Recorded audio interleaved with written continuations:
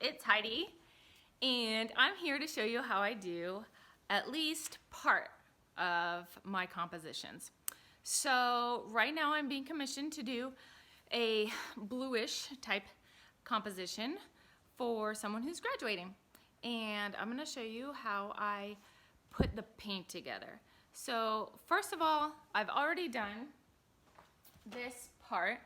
In another video I'll show you how I do this, but that part is already done. I'm just gonna go ahead and put the notes on right now, and then after that I'll do my signature and the heartbeat tempo.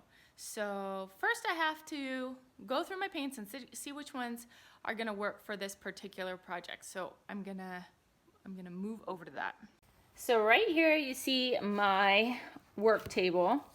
And I know that I'm going to want to use this. The person that I'm making this for has very specific color likings, and they like specific colors of blue. I think I want to use this one, and probably not this one. I think this one is a little too bright for them, but I'm also going to use a dark, like a navy blue. So I'm going to do 3 voices in this composition. Maybe this one. I'm gonna do 3 voices in this composition. This one I think is too bright. That was a royal blue. So first I'm gonna take out my mixer and see if these colors are gonna work together before I put them on the canvas, because I don't want to compromise the canvas before I know if it'll work.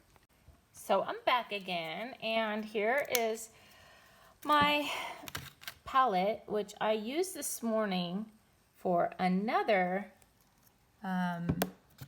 work, and I think that blue is going to be just fine, but I also think it's going to need to be shaken up. That blue is perfect, and then I'm just going to make sure the metallic blue goes along and is fine. Yes, these 3 blues are going to work out great. So I don't want to get anything that's too close to this dark blue over here. I'm going to get you a little more light so you can see what's going on, because I want 3 distinct voices. So I want the musicians to be able to tell what their part is. So I think that's going to work just fine. Now the metallic paint works a little bit different than these other paints. I have to be careful with it because it is more solid, kind of jelly. So I'm going to put that one on last, and I'm going to be more precise with where I drop that. But the other 2 paints I can do glissandos with, so let me show you how that works. So this is my favorite place to do my paintings, because I don't have to clean up after myself, and I don't get my easel all dirty. And then yes, I do use an easel for painting the staff.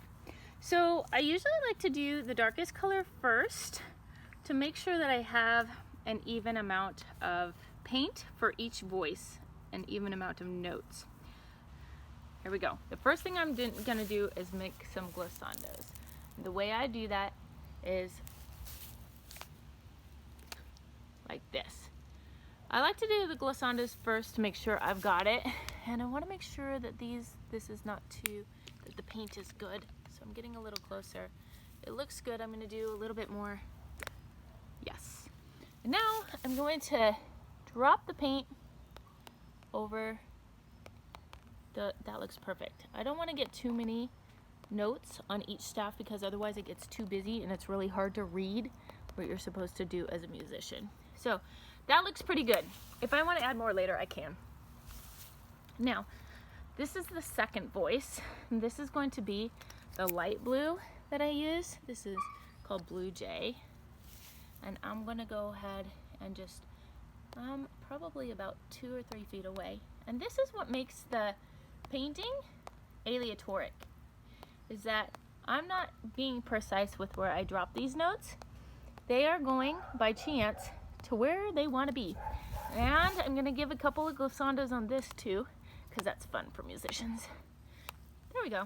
And now I feel like the light blue voice got more love on the glissando, so I'm going to give a couple more for these. I like that. And, oops, sorry. It's hard to do this and film at the same time. The last paint I'm going to use is this acrylic metallic blue. And I love the way that this shines, but it is a lot harder to control than these other paints. So I'm gonna make sure that I'm a lot more precise with where I place this paint. And I like this, but I'm starting to think that maybe I should do one of these paintings with silver metallic paint and the other two blues. Oh, that one's gonna be a big fat note. I'm gonna probably leave it like this because if I do more than this, it will be too busy. And I also need to make sure I do my heart signature up here for the tempo and my letter signatures down here. You can hear my dog in the background. He doesn't get to come outside when I'm painting because he will step on this. He doesn't value it as much as I do.